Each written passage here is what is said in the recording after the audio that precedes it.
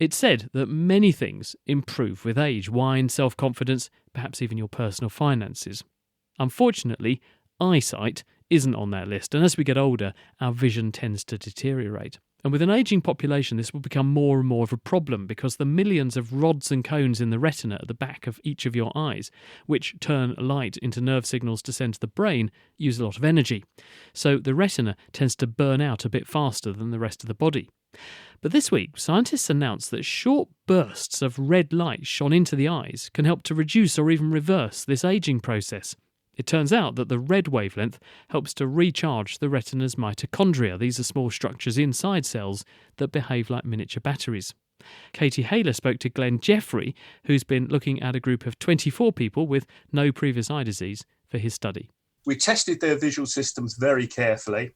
Then we gave them a very basic torch that shone the wavelengths of light that we know recharge the battery. And we said, use this every day, 3 minutes for a few weeks, and then come back and let us retest you.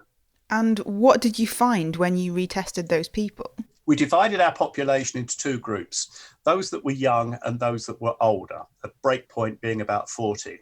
It had absolutely no effect on the younger group. And I think that's because their batteries were in really good condition. On the older group, the results were very variable, but everybody showed improvement. Some people showed very significant improvement in their colour vision. Some people showed a 5% improvement. Some people showed a 20% improvement in the ability to detect colour contrast.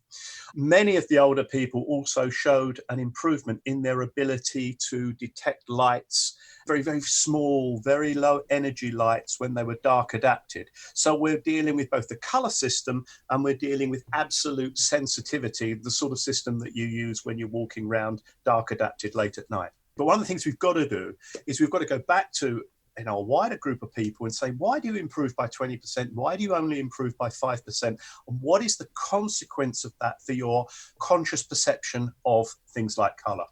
Do you know what's going on mechanistically? Why would shining red light in someone's eyes recharge these batteries?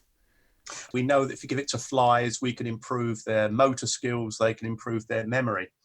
We know that the red light is absorbed by certain things in mitochondria. What we don't know is exactly how we link the absorbance of that light to the real change in performance. So mechanistically, stuff still needs to be better understood, but practically, how easy is this to implement? Are there any side effects? There are no side effects that we can detect of any significance. We now have some people that have been on and off it for years. And there shouldn't be, theoretically. This energy, this wavelength is terribly safe. Is it comfortable to shine light in your eyes like this? It's a bit bright, and when you take the light away, you have a bit of an after image. But one of the things that we're doing now is we're reducing the energy and testing effect, reducing the energy and testing the effect. And we're getting effects now with energy levels that are maybe only 20% of what we were used in our original study. You can actually close your eyes when the light is being shone because your eyelid doesn't significantly filter these long wavelengths. So that helps a little bit. So in theory, perhaps one day this could be done when someone's asleep and then they don't get bothered by it at all. Just opened another really, really, really interesting door. Mitochondria have got their own circadian clocks in them. They're only receptive at certain times of day. So in actual fact, all our treatments are done at certain times in the morning. What about our own circadian rhythms, though? Because we're told to make, for instance, our screen light a bit redder in the evening. If I'm shining this light in my eyes in the morning, is it going to make me tired? I have no evidence to say that whatsoever, and I speak obviously from a lot of personal experience. None of the people that have been using these lights on a regular basis have come back and said, I'm feeling particularly tired or any effect of that kind. How much is it going to cost for someone to have this kind of prescription, as it were? This has caused a problem because we put this in our paper saying, they cost about £12 to make. But of course, I think people picked up on the idea that we were selling them at £12 each, which we're not doing. There is no reason why these devices should cost a significant amount of money. It is just some LEDs that are tuned to a certain wavelength and a battery.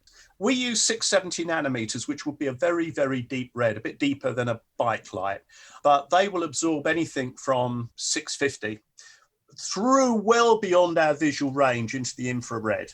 Do you think this could be geography dependent? I imagine the light that I'm exposed to in the UK would be pretty different to other places in the world. Do you think the light that people are naturally exposed to may be coming into effect?